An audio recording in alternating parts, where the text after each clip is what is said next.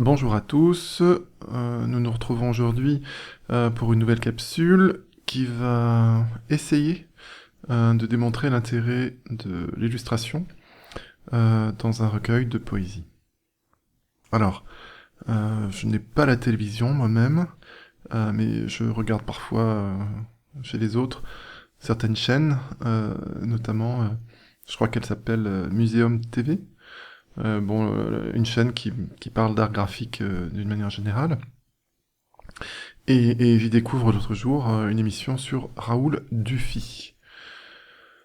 Alors Raoul Dufy, je connaissais pas particulièrement, au fur et à mesure de l'émission, je dois vous avouer que je n'étais pas vraiment emballé par les œuvres qui étaient présentées, jusqu'au moment où l'émission commence à parler de gravures sur bois que Raoul Dufy avait réalisé pour illustrer des poèmes d'Apollinaire, qui était lui-même sur le point de publier donc son premier recueil, dont on va parler aujourd'hui, qui s'appelle Le Bestiaire.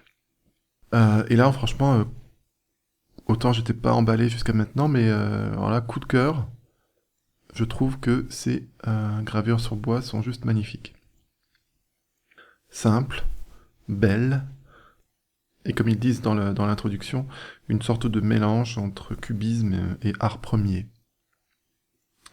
Alors il faut dire, pour situer un petit peu dans le contexte, qu'il s'agit du début du siècle dernier. Voilà enfin que le documentaire annonce la reparution prochaine du Bestiaire d'Apollinaire avec ses illustrations. Donc évidemment, je l'ai commandé tout de suite. Alors, pourquoi je classe cette capsule plutôt dans la catégorie illustration que poésie ou annexe ou autre chose? Parce que je veux insister aujourd'hui sur l'importance de l'illustration dans un recueil de poésie. Surtout comme ici, et comme en haïku, ce qui nous intéresse, lorsque le poème est court. Je trouve que publier un poème court sur une page et avoir le dessin qui correspond sur l'autre juste en face, ça, c'est une belle manière de présenter la poésie. Mais avant de continuer, je dois vous avouer quelque chose. Je n'aime pas la poésie d'Apollinaire. Un jour, je ferai une capsule qui explique pourquoi je n'aime pas ce genre de poésie. Mais bon, en ce qui concerne précisément ce recueil, c'est vite fait, l'explication. Alors déjà, surtout pour un haïkiste, vous savez que nous, on n'aime pas trop les références littéraires, etc. Et là, notre cher Apollinaire fait pas mal de références déjà à sa vie personnelle, sa vie privée. Et nous, nous ne sommes pas savoir quels sont ses amours, qu'est-ce qui se passe dans sa vie. Donc du coup, c'est excluant.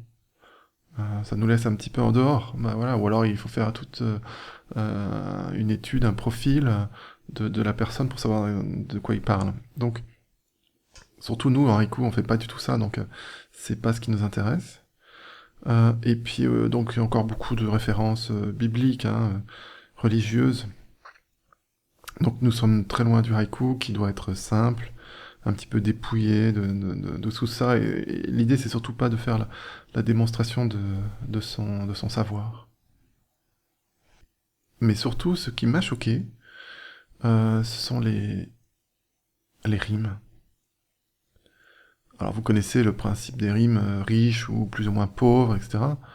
Et ben alors là, nous sommes servis en matière de pauvreté. C'est concernant. Alors pour vous donner un exemple, il va terminer un de ses vers par le prénom féminin Marie. Pour l'instant, rien de choquant. Euh, et en fait, après, il termine le vers suivant par le verbe Marie. Genre, je marie. Bonjour, alors là, comme pauvreté dans la rime, ça se pose là. Donc voilà, c'est pas très impressionnant. Moi, je suis assez déçu. Bon, bref, passons. Aujourd'hui, encore une fois, ce qui nous intéresse, c'est l'illustration. Donc voilà, ces gravures sont magnifiques. Je savais même, avant d'avoir le recueil dans les mains, que je n'en ferai qu'une seule lecture, entre guillemets. Ce que je veux dire par là, c'est que les lectures d'après n'ont été que la contemplation des gravures. Et je pense que mes futures relectures seront un petit peu la même chose. Voilà. Très belles illustrations qui font un petit peu penser à celles qu'on retrouve sur les cartes du tarot. Peut-être qu'un jour, si j'ai le temps, je m'amuserai à faire mon propre tarot aussi. C'est un exercice amusant sur le plan de l'illustration. Alors, je ne vais pas tout vous montrer pour vous donner l'envie peut-être de découvrir vous-même ces dessins. Mais je vais quand même vous en présenter trois poèmes avec leurs illustrations respectives. Et je les ai choisis particulièrement parce qu'ils ressemblent le plus à un haïku, c'est-à-dire que vous avez un petit peu la petite finesse dans le dernier vers. Mais bon, je vous laisse juger. Donc, le premier, c'est le dromadaire. Oui, donc il traite essentiellement d'animaux, hein. C'est pour ça que ça s'appelle le bestiaire. Je crois qu'en tout, il y a 25 animaux. Donc, avec ces 4 dromadaires, Don Pedro d'Alfarubeira courut le monde et l'admira. Il fit ce que je voudrais faire si j'avais 4 dromadaires.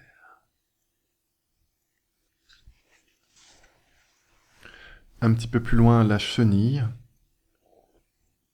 Le travail mène à la richesse. Pauvre poète, travaillons. La chenille, en peinant sans cesse, devient le riche papillon.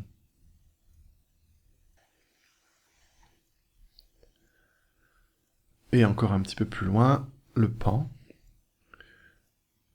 En faisant la roue, cet oiseau, dont le peinage traîne à terre, apparaît encore plus beau, mais se découvre le derrière. Alors, que retenir de cette capsule? Une chose, faites illustrer vos recueils de haïku. Ou de poésie en général d'ailleurs. Alors si vous faites les deux, ben, tant mieux, hein. Sinon, n'hésitez pas à demander l'aide d'un artiste de votre choix, qui va embellir votre œuvre et probablement ravir vos futurs lecteurs. C'est tellement dommage, je trouve, de publier un recueil avec seulement un texte nu, alors que beaucoup de haïkistes, mais aussi de poètes chinois ou coréens de l'époque classique, étaient à la fois peintres et poètes. Allez, ce sera tout pour aujourd'hui. Navré d'avoir déçu les admirateurs d'Apollinaire. Il faudra qu'ils m'expliquent peut-être dans les commentaires pourquoi c'est bien. J'espère que cette capsule vous aura quand même apporté quelque chose, si ce n'est une très belle idée de cadeau à faire à un ami poète et ou dessinateur. Voilà, je vous embrasse tous et vous dis à très bientôt pour une prochaine capsule.